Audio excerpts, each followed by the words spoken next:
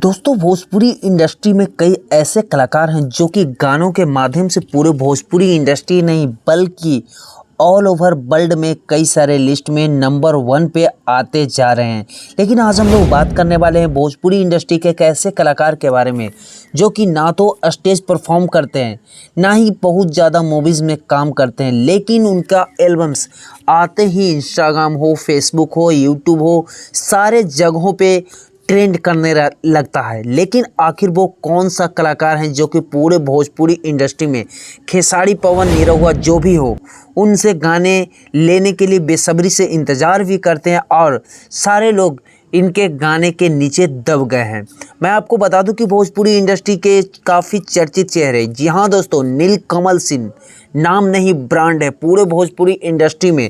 नीलकमल सिंह आज के डेट में एक ऐसे सिंगर बन गए हैं जो कि अपनी आवाज़ की जादूगर तरीके से पूरे भोजपुरी इंडस्ट्री में तहलका मचा कर के रख दिए हैं। लेकिन मैं आपको बता दूं कि नीलकमल सिंह जो कि अपने आप में काफ़ी बड़े सिंगर है ही नहीं, इनके गाने ही बोलबाला और दिखा देता है। मैं आपको बता दूं कि कई सारे गाने जो कि इनके 1 बिलियन पहुंचने वाले हैं, 500 मिलियन प्लस व्यूज़ तो बहुत सारे सॉन्ग्स इनके हो गए हैं। अगर बात करें 100 मिलियन तो सबसे ज़्यादा 100 मिलियन गाने देने वाले पूरे भोजपुरी इंडस्ट्री में इकलौता इंसान बन गए हैं नीलकमल सिंह। लेकिन मैं आपको बताना चाहता हूं कि एक नीलकमल सिंह का गाना आया है काला चश्मा, जिसको पेनमैन कहे जाने वाले आशुतोष तिवारी जी ने लिखे हैं और म्यूजिक शुभम सिंह जी ने दिए हैं।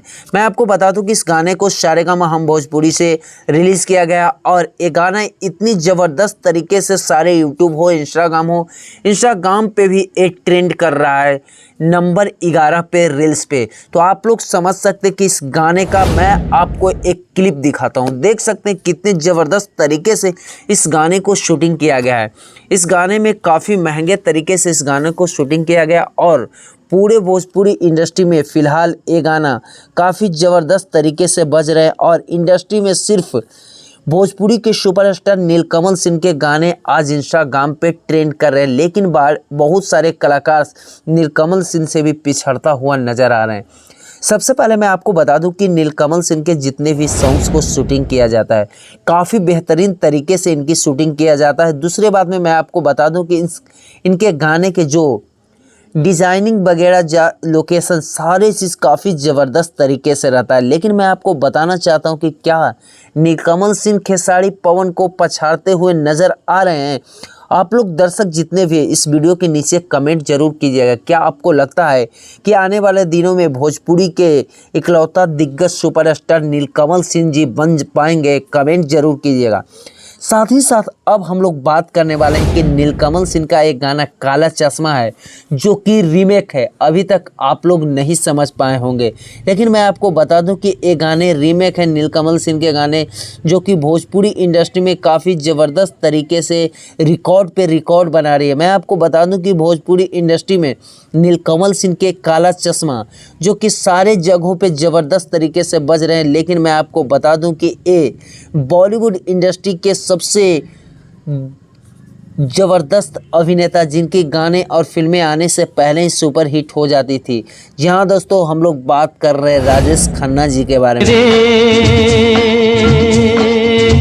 दिल के मैं आपको बता दूं कि राजेश खन्ना जो उनके गाने ओ मेरे दिल के चैन, मेरे जीवन साथी फिल्म से इस गाने को लिया गया था, जो कि ओरिजिनल गाने अगर क्रेडिट दिया जाए तो राजेश खन्ना जी का ये गाने है। उस गाने को रीमेक बनाए हैं आशुतोष तिवारी जी। यहाँ पे देख सकते हैं, मैं आपको दिखा रहा हूँ राजेश खन्ना का इस गाने को। राजेश खन्ना जी ने किस तरह से एक्टिंग और इस गाने में ज़बरदस्त तरीके से रिलीज़ किया गया और इसमें आवाज़ किशोर कुमार जी का दिया हुआ जो कि बॉलीवुड इंडस्ट्री के काफ़ी महान सिंगर माने जाते थे जो फिलहाल नहीं हैं। तो आप लोग कमेंट जरूर कीजिएगा कि आपको नीलकमल सिंह से कौन से गाने हैं जो कि सबसे ज़्यादा ज़बरदस्त लगते हैं भोजपुरी इंडस्ट्री में। आज के वीडियो में इतना ही दोस्तों, फिर से मिलते हैं नए वीडियो के साथ। तब तक के लिए गुड बाय, जय हिंद, जय भारत दोस्तों।